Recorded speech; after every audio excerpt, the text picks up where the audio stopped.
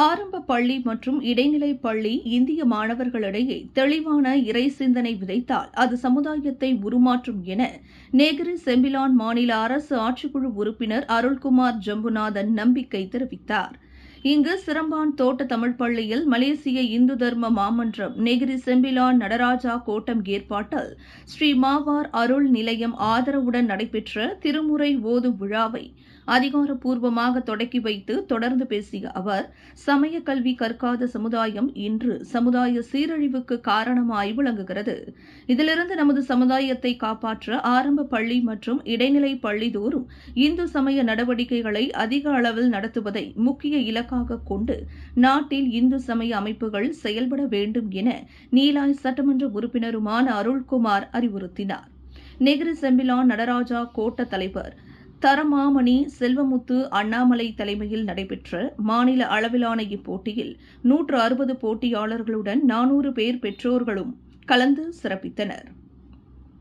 இத்திறப்பு விழாவில் மலேசிய இந்து தர்ம மாமன்ற தேசிய துணைத் தலைவர் ரிஷிகுமார் வடிவேலு, சிலாங்கூர் கணேச கோட்டம் தலைவர் ஜ.கே.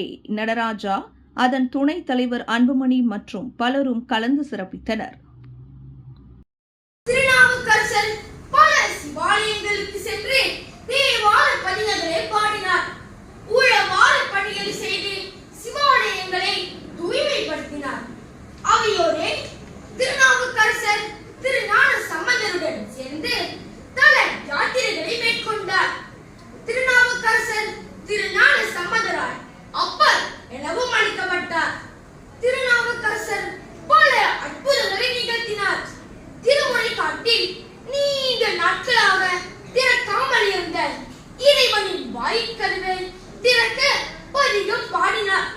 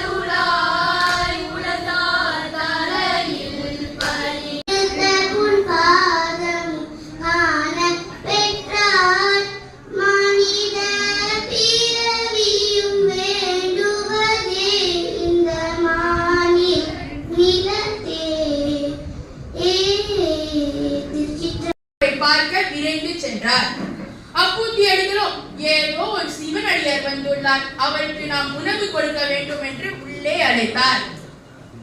அப்பொழுது திருநாவுக்கரசர், ஏன் அனைத்து தொண்டுகளையும் உங்கள் பெயரையே வைத்து செய்யாமல் திருநாவுக்கரசர் என்ற பெயரையே வைத்து செய்கிறீர்கள் என்று கேட்டார். அதற்கு அப்பூத்தியடிகளோ, முன்பு சமண துறவியாக இருந்த திருநாவுக்கரசர் இப்பொழுது சிவபெருமானின் அருளால் சைவ மதத்தை தொழுவி பல ஏராளமான தொண்டுகளை செய்து வருவதை சுட்டி காட்டினார். தான் திருநாவுக்கரசர் என்ற உண்மையை உரைத்தார். மகிழ்ச்சியில் அப்பூத்தியடிகள் திருநாவுக்கரசரை அமுதுண்டு செல்லுமாறு வேண்டினார். அப்பொழுது அப்பூத்தியடிகளார் தன் மூத்த மகனான மூத்த விலையில் மேலும் செய்திகளை தெரிந்து கொள்ள கீழே இருக்கும் பெல் பட்டனை அழுத்துங்கள். உங்கள் ஆதரவை வெளிப்படுத்த லைக் மற்றும் ஷேர் செய்யுங்கள்.